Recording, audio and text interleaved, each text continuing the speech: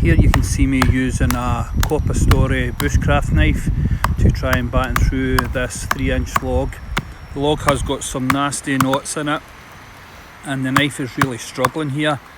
My batting isn't the best either, but this is one of the reasons I don't like the scandi grinds on my knives. I feel they bind up really quick, especially when battening. This log is very large for this knife. Probably about half the size of this would have been much better for the knife, but these are some of the things that you do while you're out and you like to test your knives. And here's a test where you can see it actually getting bound up and that large knot just below the cutting edge there. I have to eventually give up on this because it's just too much for the knife before the knife fails, and this is why I much prefer to have a larger convex survival knife when I'm out in the woods, as I just feel this type of knife has its limitations and okay for certain things. It's not my cup of tea.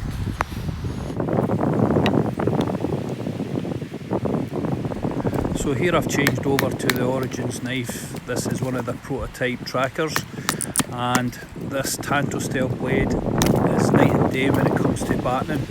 Obviously the knife's much larger and thicker and can span the wood with greater ease, as you can see it doing here, and it just sails through the wood.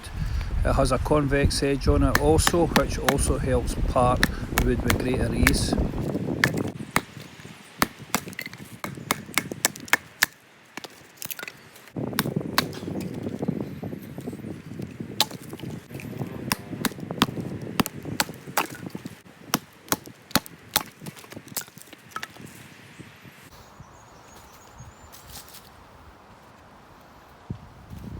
Well, we just had the KORPOSTORI there fail for me on that battening, and the reason it failed was the wood I selected was too wide for it. It was one of the things, and I just feel the geometry, this has got a high scandi grind on it.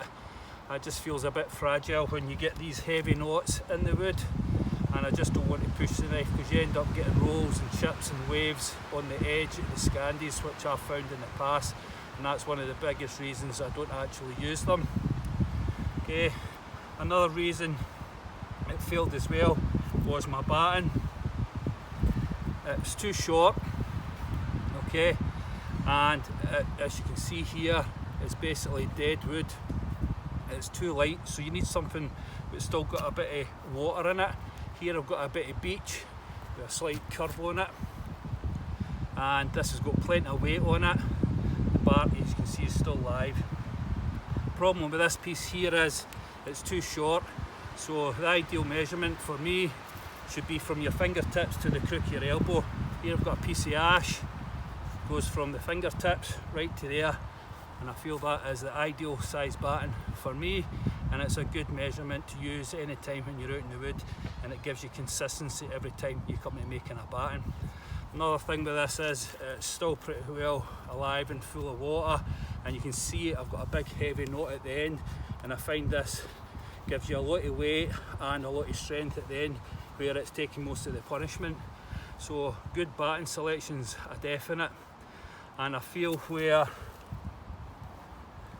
the tracker come in was one, it's got much greater expansion across the wood, and it ideally put the anvil basically where it should be, so when I strike it with the batten, the shock actually goes through into the wood and doesn't cause the knife to vibrate. Okay, if it's too light, that's what you get, a lot of vibration through the knife, and if your batten's heavy enough, it transfers the shock and the energy down through the wood. So the other thing that this got through that wood easier was basically because it's got a convex edge on it and it's thicker, so it lends itself better to doing the battening task than what the KORPOSTORI does. Right, let's see how we got on with this. Oh, another thing just to bear in mind as well, when you've seen me doing the battening there, I was doing it on this ground. The ground is pretty solid, but what I will say, to stop any of the energy that you're putting into the battening being absorbed into the ground, try and get yourself a good platform or a steady platform. This has got a wee bit of roll in it, but I'll do the now. So when it actually comes to striking the wood, basically all the energy is transferred into the piece of wood that you're splitting, and it's not getting transferred into the deck. Right, so bear that in mind when it comes to doing it. Just a wee tip there for the beginners, hopefully that helps you out. Right, let's see how we get on with the new batten then. I'll probably out of frame for this to start with, but let's see how we get on.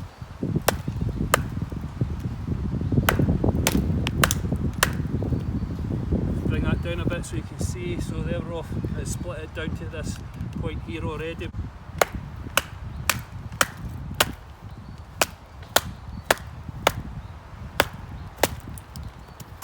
There you go, split down, nice and easy. Right, let's try again.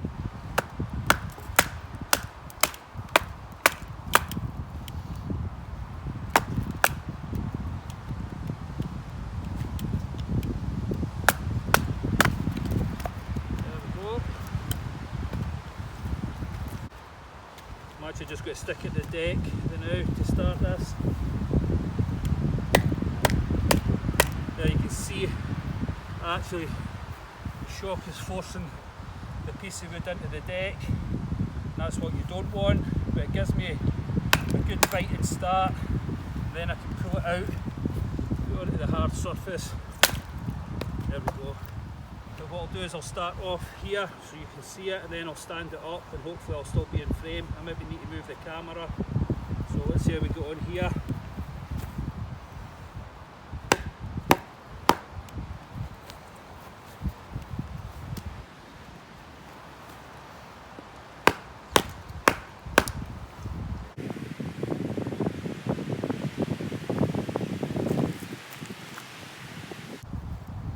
Right, and as you can see, I need to knock this through a bit here. Bring this to the camera. I'm only getting about an inch, so I need to knock it through now to make sure I've got plenty of real estate at the front.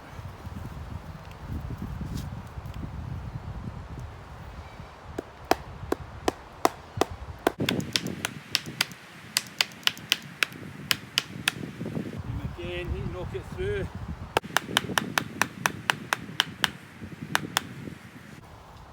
When you're cutting logs this size, what you can get is the top of it closing on the knife and shutting it down. Get a wedge in to keep it open, and it makes life a lot easier for the knife to get through the log.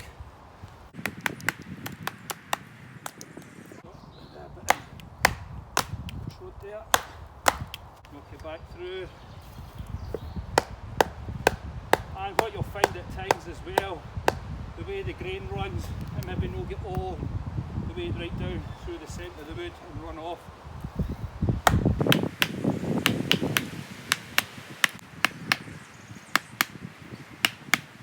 Turn that round. Now, what I'm finding now is it's getting a bit close to the handle, so this is where the exposed tang comes in. Just give that a knock and level it off, and that'll help you. Back again.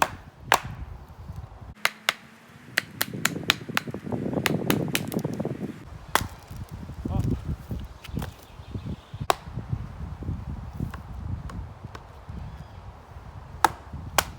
This is the thing, it's important with your survival knife that it can actually do this task, and it's large enough to span the piece of wood.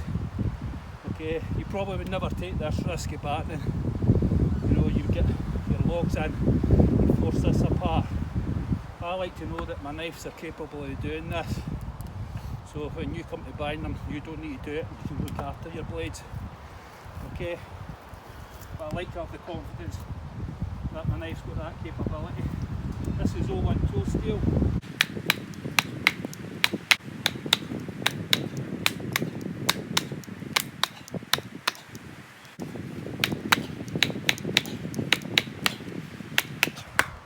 Big knot. Up.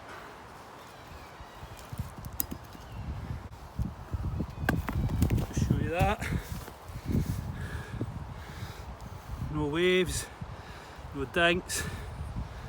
Perfect. Right, that's the advantage of having a larger survival knife when it comes to doing your batoning.